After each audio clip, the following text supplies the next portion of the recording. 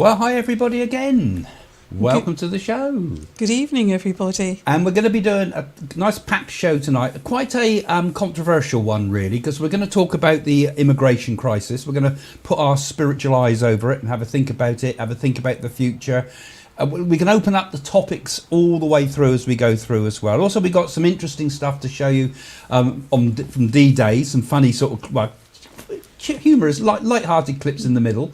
We're going to be doing a lovely healing at the end as well, so stay tuned right to the end of the show tonight, because at the very end we're going to send out some healing thoughts and things like that again for all the people that are in wars and things like that, and that's important too. So we're going to have a think about the immigration crisis. We'd like to get your ideas as well, your input. Has it got out of control? So, welcome to the show. Welcome to the Craig and Jane Show.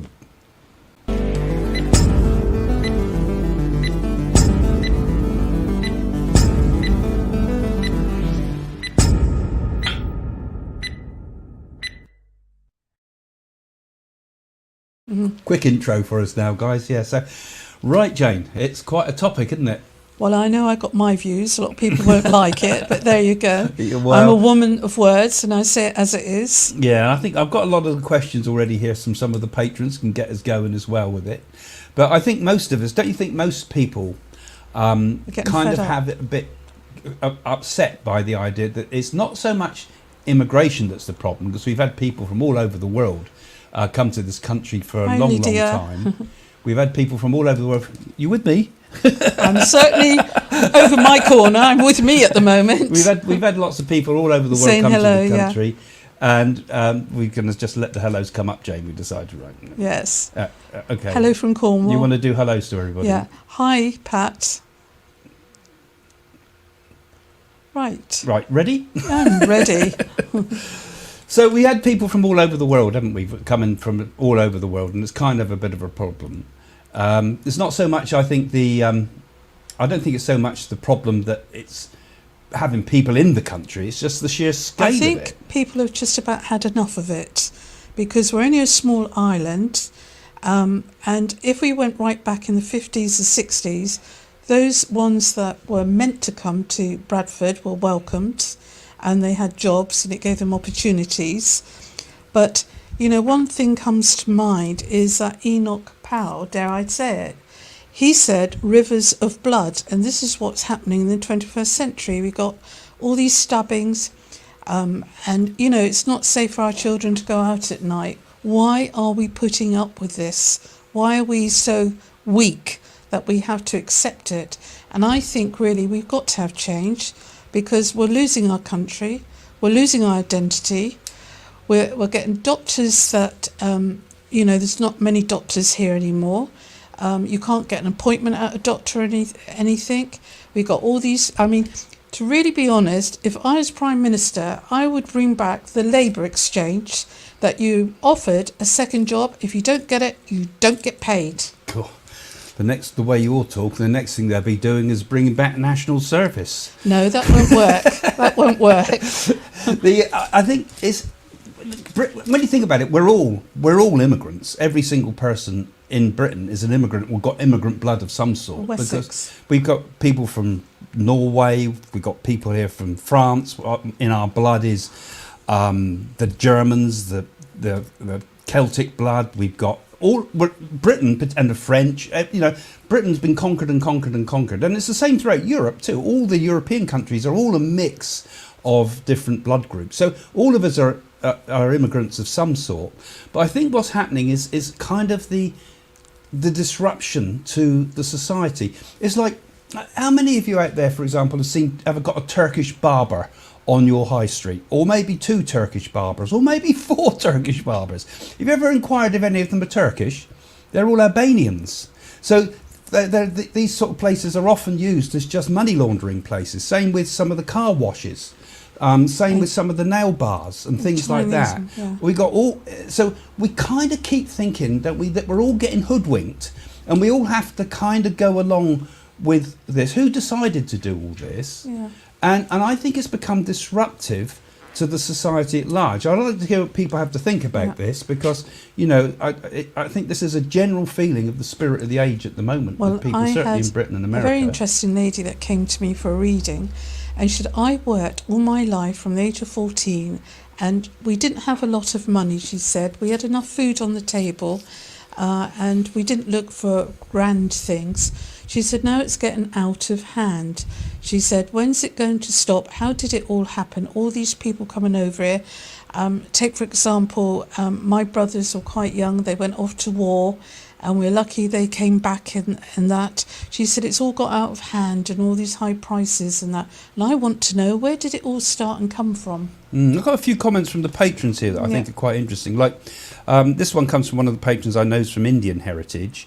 And she says, I think immigration has become a massive problem in Europe, particularly due to, 1, too many people for Britain to manage, 2, unwillingness to integrate, 3, lack of allegiance and skills among some immigrants. She said, my family, who came in 1960, integrated well, achieved careers and an award-winning English teacher, assistant, nurse, judge and a computer consultant.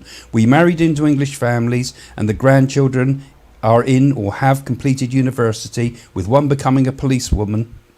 We value education, honest contribution, hard work and enjoying life. We love England and are grateful for the opportunities, friends and lifestyle we've gained.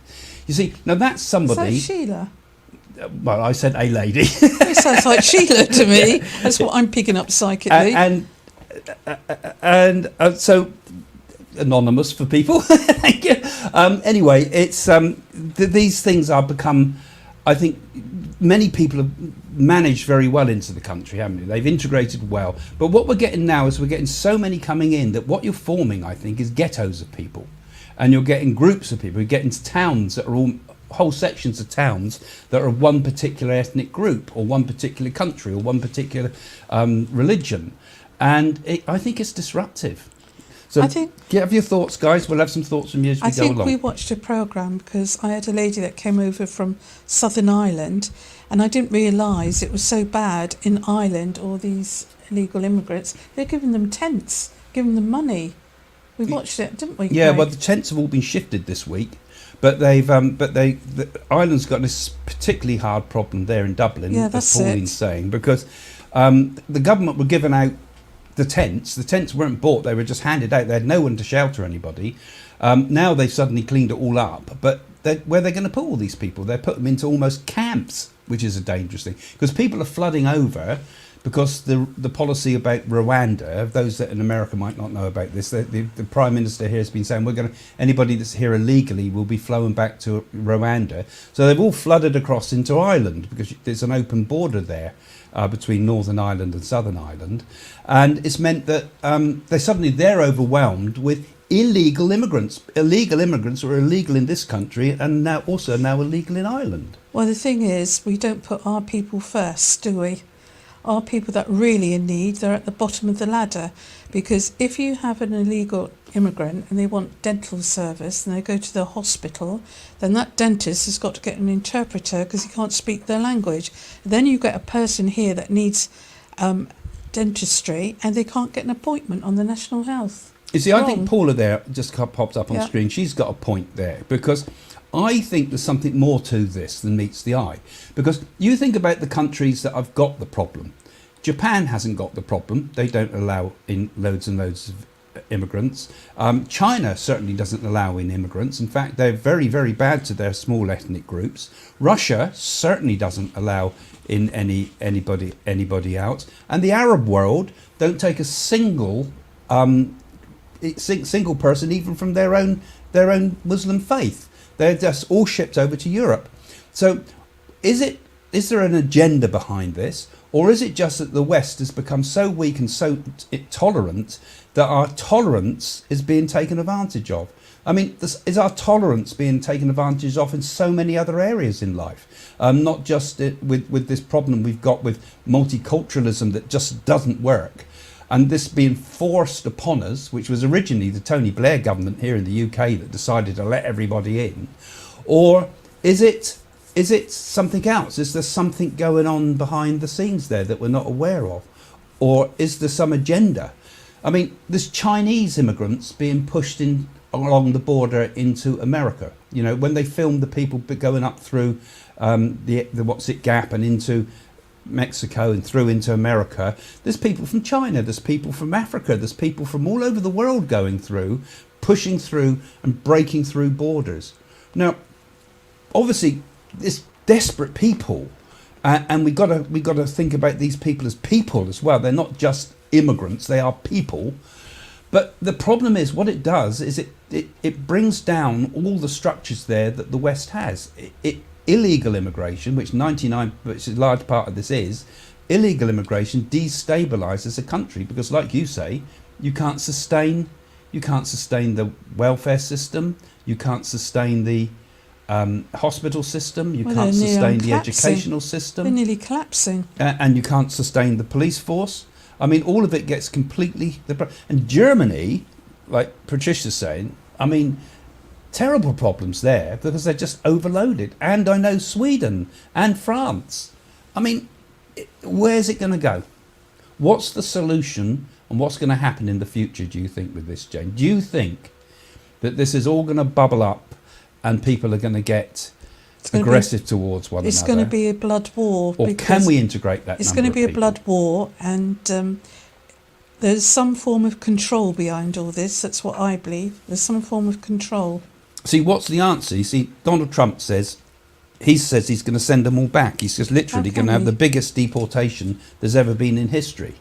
And you know, if he gets in, which I think he will, like I said, but if he gets in and does that, he's going to have to sort of almost have a bit of a police state to do that, and then we start getting dangers from our for the very fabric of a free society, aren't you? Illegal immigrants are not entitled to anything. They are illegal and cannot claim benefits as they aren't resident, but they still get their money, and they're still working the black market, as it were, too, aren't they? Yeah, black but economy. It probably because they've got children. Yeah, and of course they probably use children, so they come and, you know, you can't deny children food, can you? So utility bits down there in Cornwall, that's not been as overrun as some other parts of the country, and it's not so bad where we are either, really, when you look around. But then you suddenly find these whole encampments of people sleeping in the car parks, and is that good for them? Is that good for the country? Who is gaining from this? And it's all young men. It's all young men coming over and then wanting to get citizenship so they can bring their families. I mean, it sounds awful saying this sort of thing, but I'm sure we're reflecting what the general person thinks. Certain political and economic interests have to be behind this chaos, since they benefit from it somehow. Yes, Jason, absolutely bang on. It's all control. It's the modern day slavery. You know, everybody bangs on about slavery and Britain was a country of slavery and everything like that. But actually, what we got now, all these people coming as cheap workers are coming in to undercut. They're not getting the normal pay you would get. It brings all the wages down. It means all the big companies can now have lovely cheap labour. We can fill all our coffee bars with people doing all the jobs that you might have done to get started in life when you're a student and whatever. We can get all our crops picked, which you say we cannot do it. We can have all the dirty jobs done in the old people's homes and in the hospitals, the jobs that people don't want to do. We can get other people in to do that. So basically, what we're doing, we're bringing in a minimum wage, almost like a second-class sort of citizen, because they're not giving them enough money to live on. So surely, isn't this like a modern-day slavery, even though they're getting paid? That's my thoughts. My great-grandparents were from Russia, but they learned English and had a trade. Well, that's true. People come in, you know, we come in from, like I say, we're all a mixture from people from all over the world. It's like when people had to, like my parents had to go to South Africa, you had to have a certain amount of money in the bank before you were allowed in the country. So perhaps they should do that here. The other issue, another one that the patrons have got here, and if you're interested in becoming a patron, have a look in the link below in the description, which says, the migrants who pour in from France across the channel are exclusively Muslim, and they are not here to integrate. We have high levels of crime, and we have criminals from the Eastern European states who are not interested in the UK as anything other than a cash cow. God. Nobody can see a doctor anymore. That's true. No one can get a dentist. Hospital appointments hospital appointments are like gold dust. We resent the newer immigrants. We don't have a problem with the older ones, but things will snap and everyone will suffer when it inevitably backlashes. Because I think it will. I think, you see, you're not allowed really to talk about these things. People don't like you talking about these things. Somebody called you the other day white supremacies. What did they say? No, I can't remember what they. Because I'm a white male, I'm therefore what do they call it? I've forgotten what you mean now. Supremacy. No, they said not entitled. You've got, I can't remember the word they use now. Yeah, but Entitlement. Anyway. No, I said they act entitled. That's what I said as my response to it. Anyway, you've thrown me off. Yeah, so will we get backlashes? What do you think is going to happen in the future with this, Jane? Well, I think it's going to be fighting. We're going to have looting. The people here in this country are not going to put up with it. See, like Mandy says there, most of the migrants coming into the UK are fighting aged males. You know, quite difficult people to control if things got out of control. Oh, I mean, obviously, we don't. That's why you need a few women to fight back and get rid of them then. Well, yeah, but then we've also got to think about what do we do about the situation. Well, you send them back where they come from. We don't want a situation like they had in Germany, do you? Where they say, well, like Hitler said, right, we've got a problem here, and he identified the Jews. You could identify anybody, couldn't you, and say this is the minority group that we don't want in our country. And what he said, well, send them all to Madagascar. That's what they said originally. And that was the plan, and people were going along with that, saying to Madagascar. That didn't work. So what we're going to do, we're going to deport them. We're going to put them into camps before we deport them.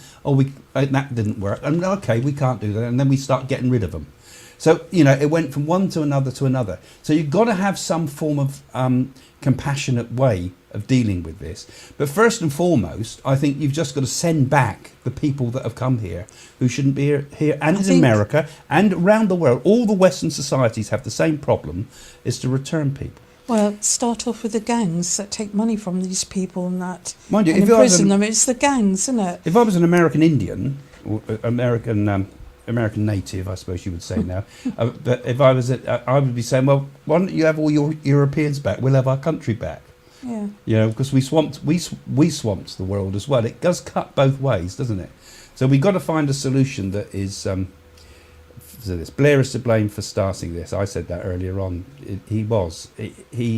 And this is always a difficult political thing, I think, when things come up, when you get over tolerance. What is so sad? It's D-Day tomorrow, and all these young men that lost their lives. So we had freedom and live in this lovely country. What's it all in vain, isn't it? Now, important, we've got different viewpoints here. Yeah. No, I do not agree at all. Canada needs the population. I personally watch immigrants work so hard and be very successful. So nope, old man out of this one. We're talking about illegal ones. Yeah, immigrants are okay, but it's true. It's the illegal. It's the legal ones. Get the facts right. And they do work hard. Now, we've had a car wash near us, which has recently been closed down. We think there is a criminal investigation going on there. And those guys used to work so hard. When you're getting your car washed, you look and you think, God, I wouldn't work that hard. Not all day long in the freezing cold and rainy day like this, and they're washing cars. You think, God, you've got to admire how hard they work. But what I'm saying is, they do work hard, but we are paying them pittance. And we're not really giving them an opportunity, because they're not really getting integrated into the country. And it don't work. The fact they work hard doesn't mean to say that because they're working hard on a minimum wage, that one person will be able to cover their national insurance to the point that they covered for hospital treatment and be able to cover for education and all the multiple and unemployment benefit if need be. All those multiple things that build up over a lifetime to get there. This whole thing about its economic gain is wrong. It's an economic loss, because you've got that whole gap from the person's youth to now, when they've not contributed to the fund, as it were. Alexander's there, she's always good. Native Americans should deport us white people. Well, it's true, isn't it? That is another way of looking at it, because, like I say, we are all immigrants in one form or another. But I think what's happening is the society is beginning to pop, because it's too much, too quick, and the countries can't cope with it. And there's a cultural problem with it, because a lot of the cultural things, particularly when it comes to Islam's still kind of living a few centuries behind the West, as it were, with the rules that couldn't really apply and are very, very contradictory to the rules that we've got in Western society. They might work in their states, but not very well when it conflicts with the law of the land. So that's just one major example. But we've got so many cultural differences that the people that the change is too fast in many ways, and it's destructive because it's too fast. I think it's the speed of it. So what is the solution? What is the answer? I mean, I see Europe closing its borders with each other. I said this a long while ago, but we've already said some predictions I said about Europe. I said Holland would be one of the first to start to close its borders. We got a very strong political movement in Holland to anti-immigration. Denmark, the same. I said about that. That happened. They restrict their immigration. And Europe as a whole are all beginning to fight between themselves about the free movement of people, because places like Hungary, for example, says we don't want anybody, and it's got to work for all people. So the thing is, the politicians ignore it, and there's too much money to be made out of this. There's too much money to be made. I'm from Los Angeles, California. We have a huge mix of people. We are not educated to handle. English is not good enough. You need second language to get a job. But English is commonly spoken all over the world, surely. Well, I remember going to Los Angeles. Not when we went. When I was years and years and years ago. When I first went there, and I had no money. Got there with no money, and my friend was coming over 3 days later. So I had 3 days in Los Angeles, not knowing the place and not having enough money on me to go and spend, except for a cheap hotel. So I had to just sort of go somewhere. So what I thought I'd do, I'd just get on the buses and see where it takes me, get on a random bus and get off. Of course, that's not the way to handle Los Angeles. But I found myself in areas where nobody spoke English. I ended up in the Spanish Quarter, the Mexican Quarter, and nobody spoke English. Nobody at all spoke English. I ended up in some very dodgy places.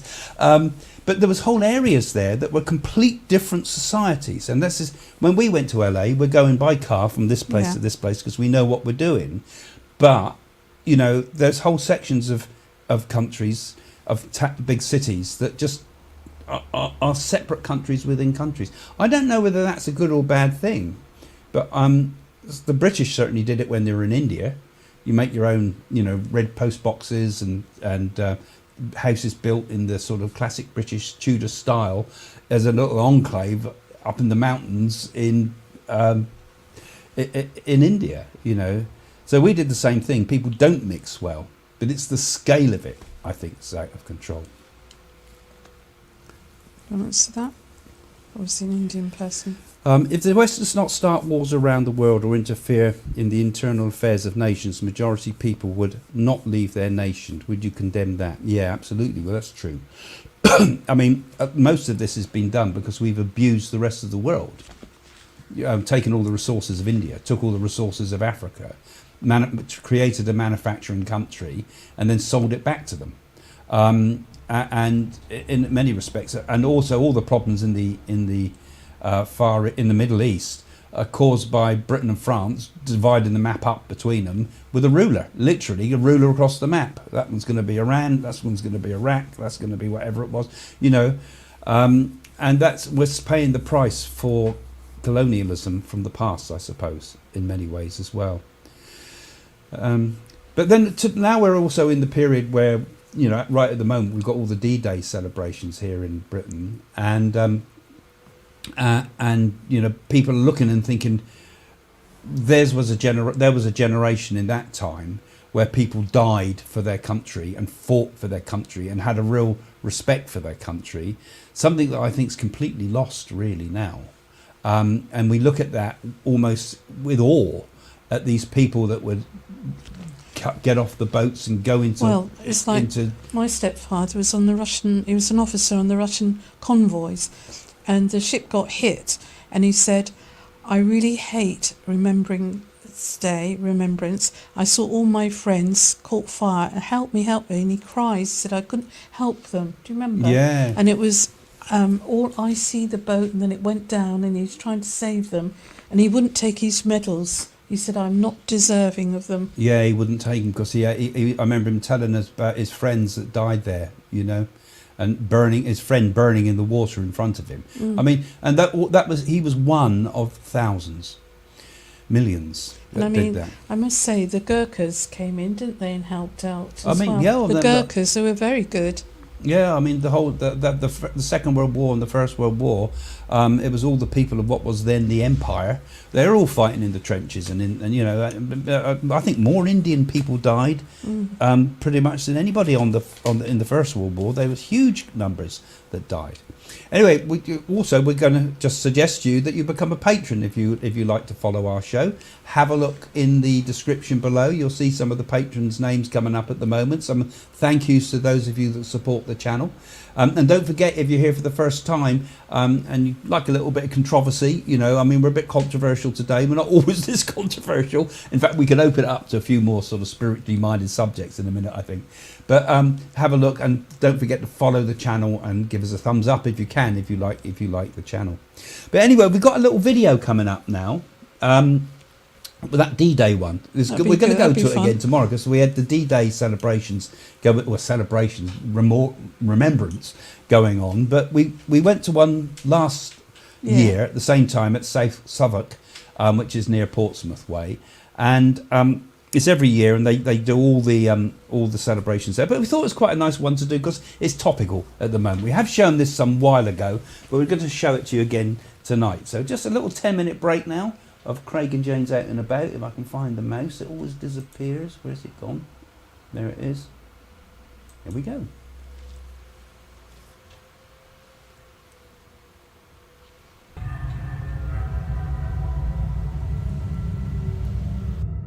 Well, today we're in a place called Southwick, pronounced by the locals as Southwark, and we're seeing the spirit of D-Day. And I'm really looking forward to it. It'll be fabulous. Weather's with us, Craig. This should be interesting. I think what we'll probably see here is a lot of British eccentrics. Including you. Yes, that's right. We might look for British eccentrics, but probably discover that I'm the person I'm looking for.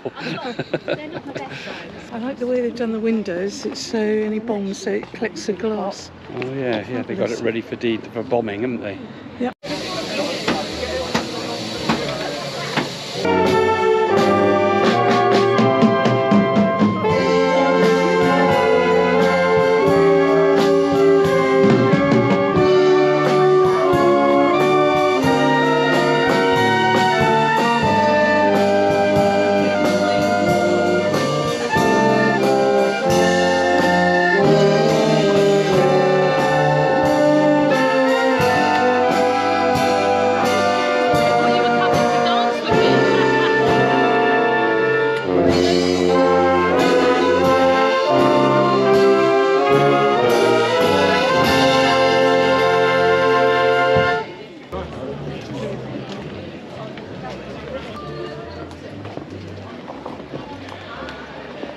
Thank you, sir. That's all right.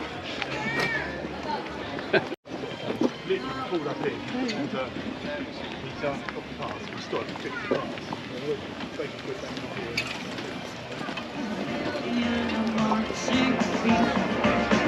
Red, white and blue, what does it mean to you?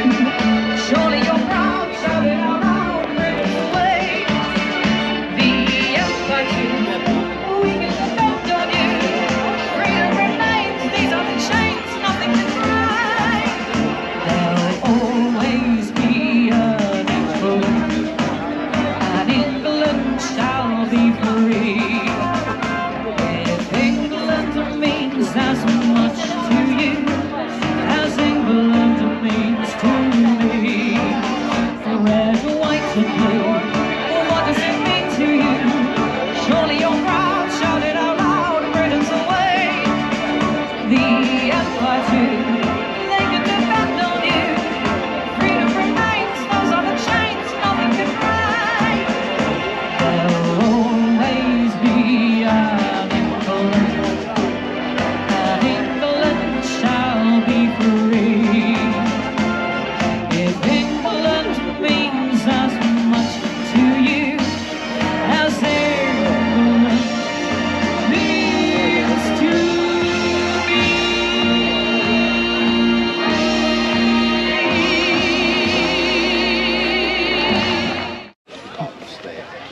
Just in case you can't read, they give a symbol of uniforms.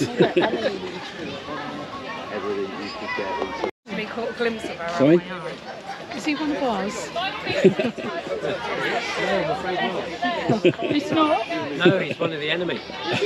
Yeah. He's a Fallschirmjäger. A German parachutist. God. Ah, right. Well, you caught one, Jane. Yeah, just my luck. Hey, Jane, here's one. You know, if you want to sort of, One for India. if you want to, you know, plan a Too small. this, What a shame. and then Watch the watch the Spitfires fly over.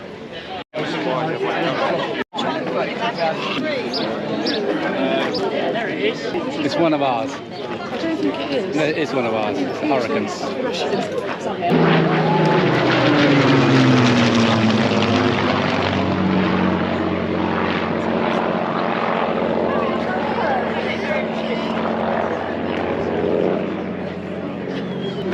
Well, that's a Hurricane going by there. Here it comes again.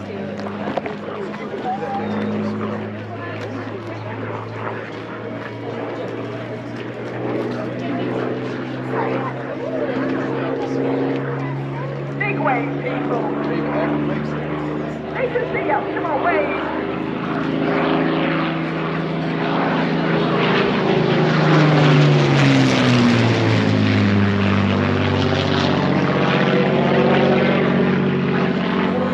Sounds like we got Winston Churchill's about to speak now, I believe. Go and get him before he has a black dog. What does he look like? I can't know. We shall fight in France. We shall fight on the seas and oceans. We shall fight with growing confidence and growing strength in the air. We shall defend our island, whatever the cost may be. We shall fight on the beaches. We shall fight on the landing grounds. We shall fight in the fields and in the streets. We shall never surrender. Well, there was definitely a real Churchill. Yeah, absolutely. Spirit of Churchill, was It was the spirit of Churchill, yeah. This must be natural. yeah. It's like an village shop.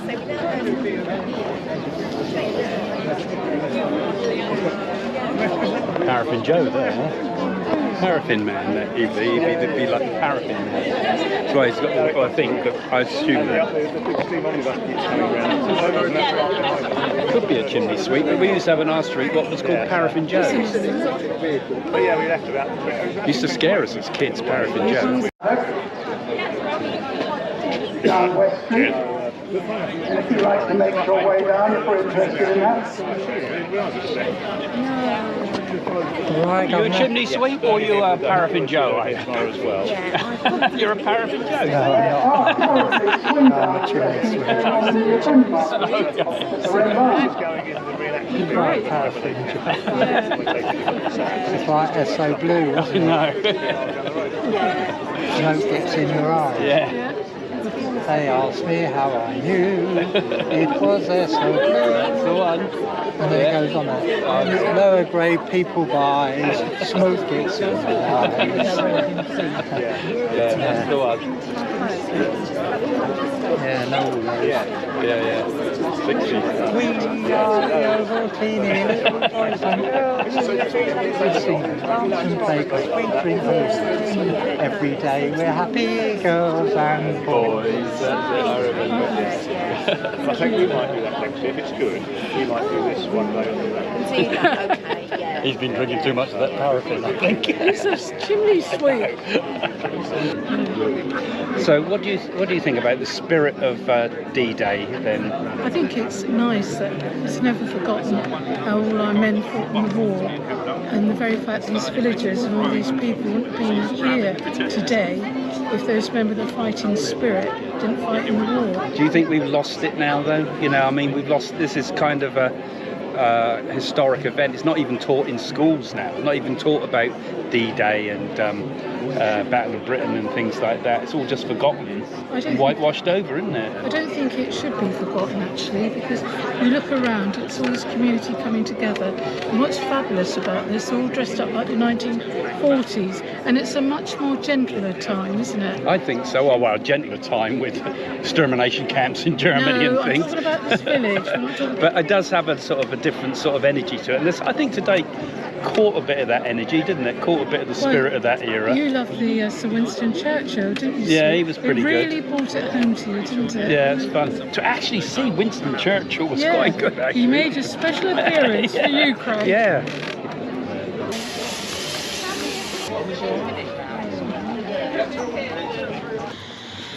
Well, we met one or two eccentrics, wasn't there? Yeah. I like the old British eccentrics. That's what sometimes this sort of thing draws out. Hence why I like to come to them sometimes.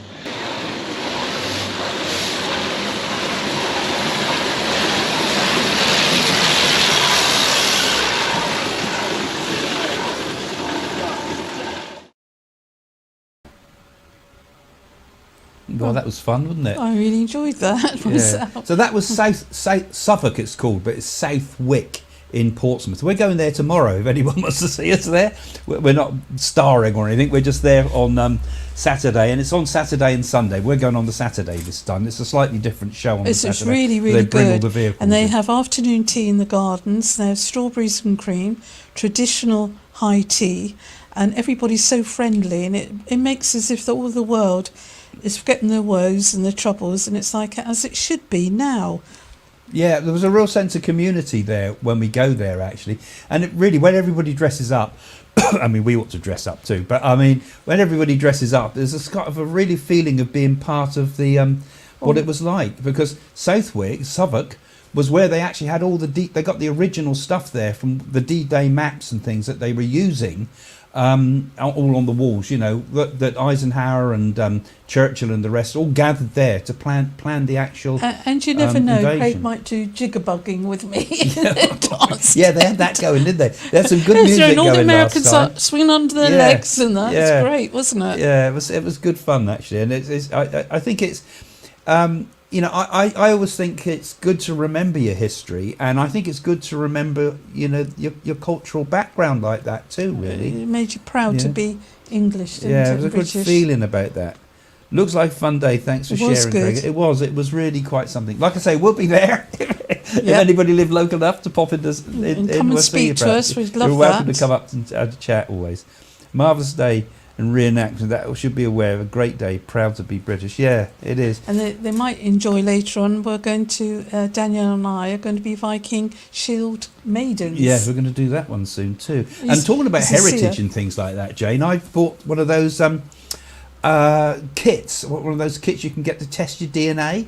So we'll do a little reveal on here because I'd be very interested to find out what's actually in my blood. You know, I know that I've got Irish because my great grandmother was Irish.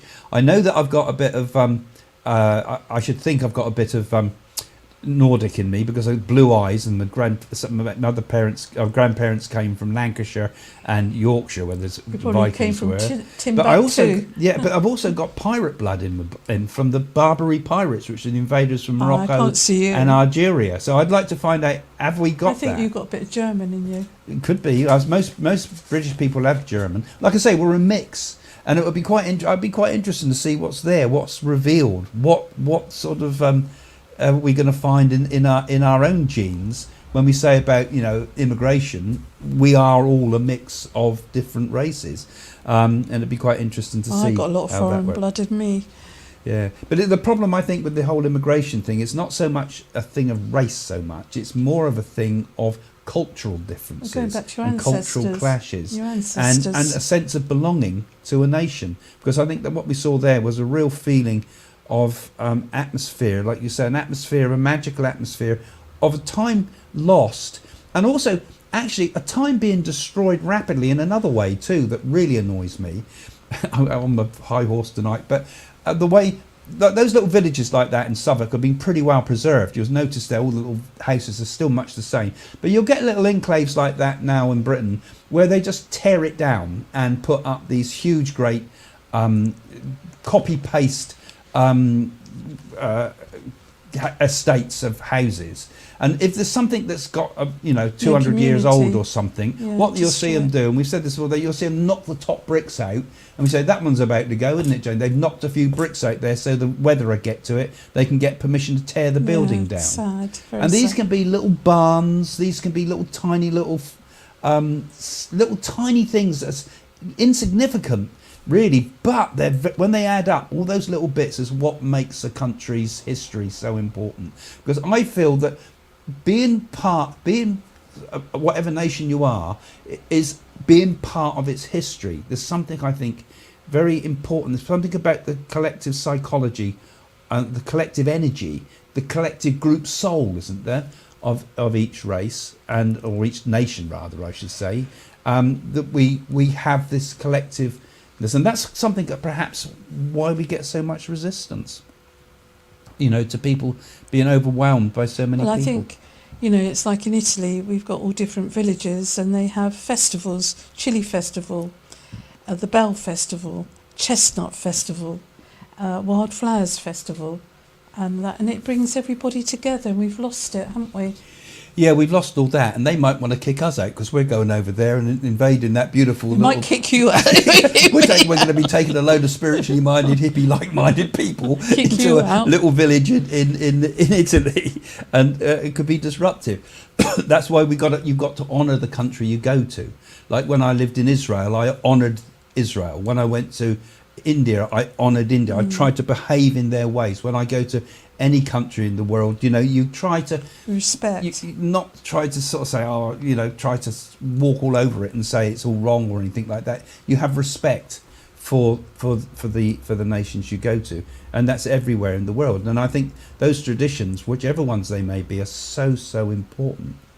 So let's get a few more comments up, shall we, and see what people are saying about all this. Any thoughts, guys? Any extra comments you'd like to add to the mix here today?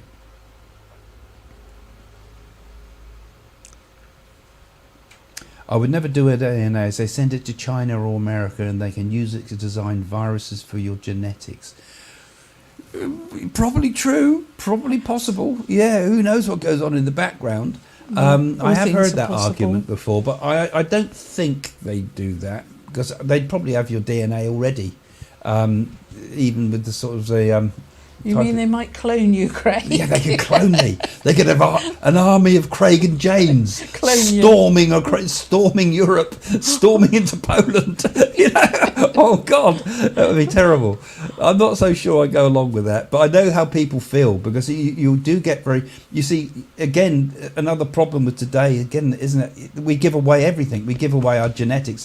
We give away our data as well, so people know everything about us, and we tell them where we are all the time with our mobile phones. So we are in a dangerous world. Oh, that's very interesting. Who did celebrate D-Day? Yes, the British, but none of the illegals. True. They couldn't care less. That's what you call loss of national identity. Yeah, it's true. Unfortunately, it's the case, and it's the same. Actually, I've got to say the same thing when you go around museums. Nowadays, they're changing all the museums to try to make it to alter our history. Here's some taking some obscure person. There was one odd person in the country that was an immigrant, and they make a big thing about it and put statues up about them and try to make it look like history was different to what it was. But then when you go around museums, you don't see anybody in the general small museums outside of London, other than people visiting from abroad. You don't see anybody in there that is of other than traditional British heritage. Yeah, you can't wipe out history. I think our history is important, and it's important to make people feel part of it. You mustn't come to a country and feel that you're not part of it. That would be awful. But I think we must honour each nation. Every nation should honour its history and its past and its traditions. It's a natural thing. It's just part of the human psyche. On another note, Craig, did you predict that Farage would form another political party. Yes, I did, a long while ago. And that many Conservatives would decamp to it. Yes, I did say that. I also said wrongly that Rishi Sunak, I always pronounce his name wrong, would be removed from power, and another someone to take his place and would rescue the Tory party. But I don't think that's going to happen. There was lots and lots of moves for that to happen, and it didn't. So I was a bit wrong with that. But I always saw Farage, a number of people who know Farage personally come to me for readings, actually, and Trump. And so I had kind of quite a strong feeling about him from some of the readings I've done with people. And I've always felt that he would, well, he's always been a very important figure. And I think more and more people are beginning to say, well, you know, people like to paint him as a right-wing extremist, but I think a lot of what he says personally is quite common sense. Anyway, that's my thoughts. But yeah, I did say that, and I think they're going to get a hell of a lot of votes, those guys, that is Reform Party, but not a lot of seats, and that's the problem, where the system's perhaps broken again. Oh, that's nice. That's really nice, isn't it? 100% well said. I'm Polish myself. I respect English people's history and traditionalism, and to be called England home, that's very nice. Polish people do work hard. And Polish people are always well integrated into British society, they're because very in Southampton, people. where I come from, there's a big Polish community, because when Poland was invaded, a lot of the airmen and a lot of people from Poland and the Free Army of Poland were stationed around Southampton. Yeah. So they had their own, for example, they had their own church there and things like that. So the Polish community integrated well into British society, and I think that was true. And I think Polish people they integrate quite well, because I think there's a similar sort of sense of humour between Polish people and British people, from what I've often seen. Lots of things that are very common, but they don't try to stand separate from the society, do you? You know, we respect each other's cultures. They're very family orientated. Yeah, Polish just people. like Ron when he went back to Gdansk and places, didn't he? I mean, Malta. he had great respect, Yeah. and I think that's important, that we have mutual respect for nations and nationalities, and we do our best to, you know, not try to come to a country and turn it into the country we just left. So we come from a war-torn country, and we want to turn the country we move into, give it the same problems as we just left behind. You know, no, we have to respect and work with and try to change. So obviously nothing can stay the same forever. Has immigration become weaponized by our enemies?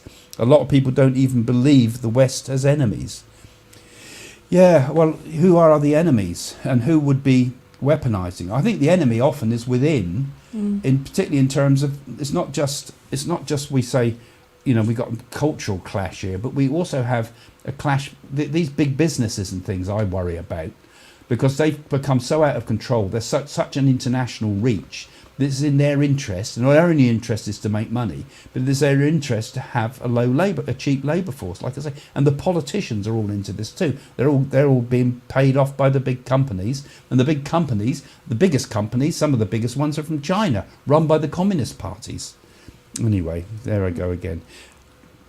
There's a lot going on in Cornwall to protect the Cornish heritage. Cornish people are very proud of it. Oh, they're very good, aren't they, my lovely? Yes, my lovely. My lovely. Yeah. I'm getting hungry. My gut's got to be a rattling. But Cornish. I think when we get those tests, I've got Cornish blood in me too, because I know you've got a bit of everything. I've got a bit of everything. Yeah, I know that because there was Cornish miners in the family somewhere going back on my nan's side. Anyway, there's you never know, but yeah, I think it is important to protect heritage. You know, because otherwise, what happens? You know, if we start mixing it all up, we're going to end up with the very sort of buildings like we're building, these sort of copy-paste estates, like I said, where everything's the same. Everywhere you go in the world's the same. You know, and I think part of heritage is also our architecture as well, because it's not just about culture, but part of our cultures are our environments. And what we're creating now is exactly the same. When I look at buildings like these new estates that are being built, when you see on TV, you go and get a shot of Dublin, you see they're being exactly the same as just down the road from here. Or if you go and see another estate in America, or you see another one in Europe, they're all the same. all faceless buildings, all pure utilitarian buildings with no concept in it about this would be reflect much more the nature of the culture and the nature of the village around it, for example. We just drop it all in. So we're ending up with wherever you go, it's going to be the same. You know, you won't go to Italy and be able to see the old Italy with the old buildings and things. You'll have these faceless buildings going in, and the same in Germany, and the same in Denmark, the same in everywhere. And then we've got to think in terms of, we've got to celebrate our culture, really, our individual culture of the nation, Russia also has an ally during the war. Sad they were not represented during D-Day celebrations. They were last year or last time, weren't they? Last time we had the big D-Day thing. And I thought that was a very good thing, of course. More Russians, the Russians died, of course, in their droves. I mean, they were brave soldiers, the Russian soldiers. And it was such a shame, really, because our royal family were all tied in with the Tsars and the Russians. I mean, they were their cousins, weren't they?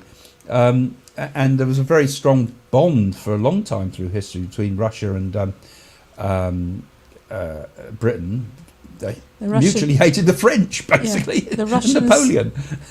The Russians didn't take part in the D-Day landings. No, they didn't. But they were coming in from the other side. Yeah. They were coming in through Berlin on the other side. And didn't the Italians? But Russia was represented before because yeah. it was part of the cultural group that had tried to fight against the evil forces of Nazism.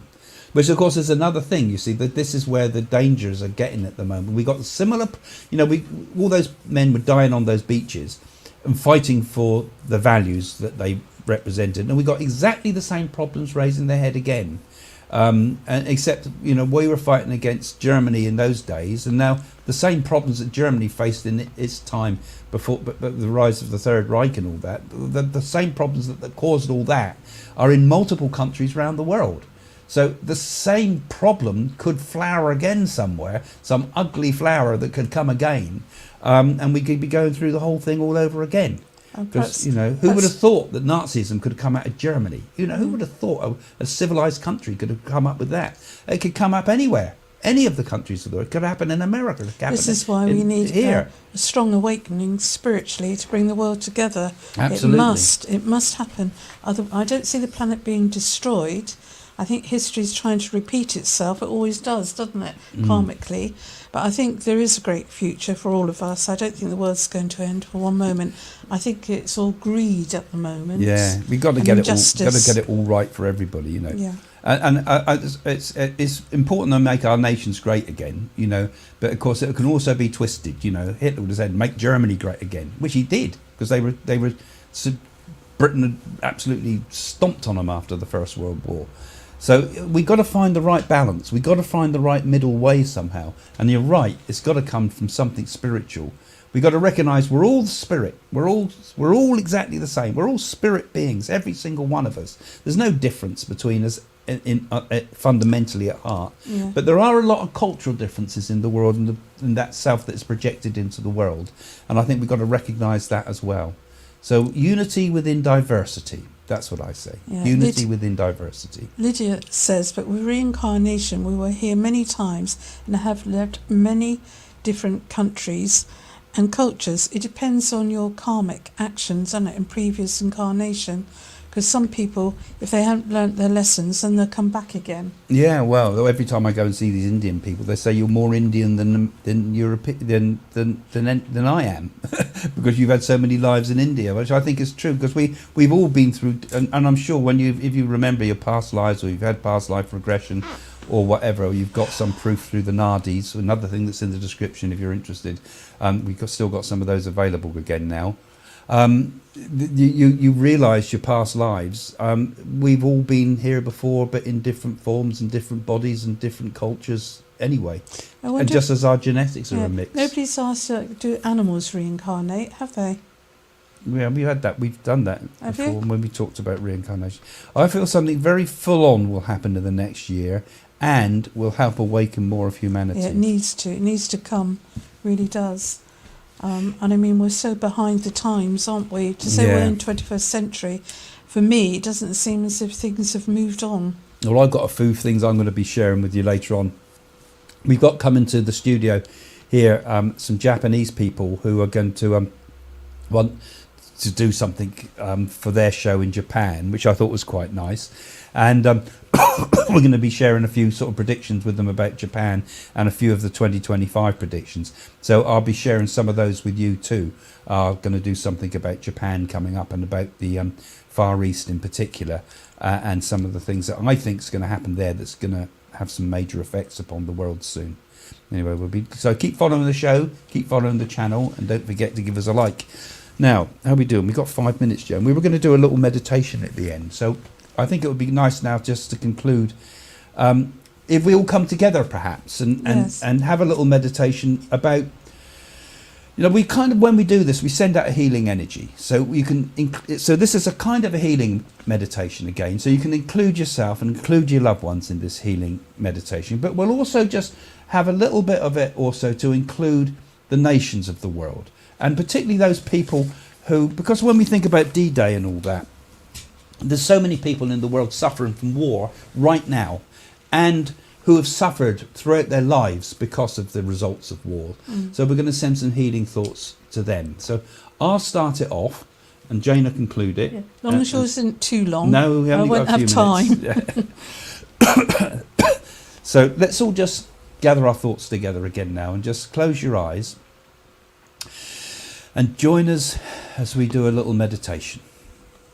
Now I'd like you to visualize now that we're somewhere very beautiful. And we're like at a very high mountain, as it were. But this mountain is a surreal place, because from this mountaintop we can look down upon the earth itself. We're sat in a beautiful place, looking down on the earth below us. And we can feel, as we look down on the earth below us, all the people we love gathering with us and sharing this common feeling of being a common part of humanity.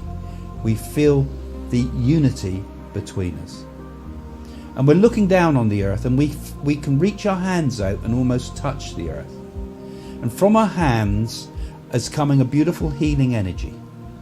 Each one of us is projecting a beautiful healing energy. All the people that are gathering now with your thoughts, all of you are all around the world now. We're still looking at the world, and we're reaching our hands out, and we can feel healing energy touching the earth, going to all those places where there's distress, all those places particularly where there's war, and all those places where people have suffered from conflict, whether that conflict be from warfare, or that conflict being from the dreadful way humans interact with one another and harm one another. Let healing values, healing thoughts go out to those people, and see the world as a happy place. See the people you know who you wish healing to go to as being happy in their faces, as being well in their body, and feel that healing reach out. Pass it to you now, Jane. As we look upon the earth, we always want to walk into the light and distinguish the darkness and push it aside. We ask for those that have suffered and been disfigured in this life, that they may get the help and the love from others. We ask for the whole world and the planet to be healed, and to reach out and be kind, and also to bring love back in our hearts. We ask for those that are suffering, be it that have been involved in war from their own not free will, that they may be helped and bring peace. As we look down today and we think of all those soldiers, all those brave young men that went to war to try and help us and save us, that they're not ever forgotten, that we got gratitude for everything that they've done. And we ask that this world gets healed, and we ask that people that are suffering, be it with mental illness, depression, or from any anxiety, to be healed. And we get God's blessing on each one of you. Peace be within your hearts. Amen. Okay, and thank you for joining us today. And if you have enjoyed the show, do also support the show. have a look in the description if you can. Go and have a look at our website for all the various services we personally offer, and the things such as our Naadi readings there, and also of course becoming patrons. So we'd be very grateful if you have a look and see if you can help keep this show on the road. Okay, so we're going to say goodbye now then, And it's James. good night from me and good night from him. See you soon. Bye for now. Yes, and my idea is to have certain very highly spiritual people that will come into these centres, and it'd be like nothing's been done before, and it'd be quite unique, quite beautiful, and like Craig says, it'd be done on, I would want to do it on a high spec, so it's really lovely that people have something to look forward to, and you don't have to be any particular religion. The religion I believe in is love all, serve all. Yeah, and we've already got a number of people that have expressed an interest in trying to help us.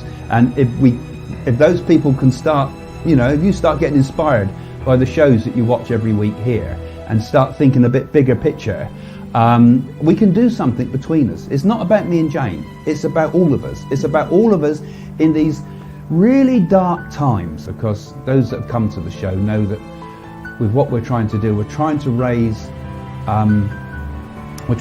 enough funds first to keep this studio going, because this is all coming from the patrons. This is all your donations is helping us to keep this studio going. And if you like the show, you give a little donation. And also, we're trying to take it to the next stage. We're trying to become a full spiritual centre. I have a dream, for example, Craig, just an example, of having like a meditation room, and in the centre of the meditation room, a beautiful crystal fountain with cushions around, and possibly lovely Indian music and lovely night lights, so it gets us all into a deep meditative state and be very beautiful. And then the next room, Craig and I can demonstrate, and perhaps another room where I have healers in that can help people. And another room, obviously, we'd like to feed people as well, and make it really, really beautiful. That's my vision, Craig.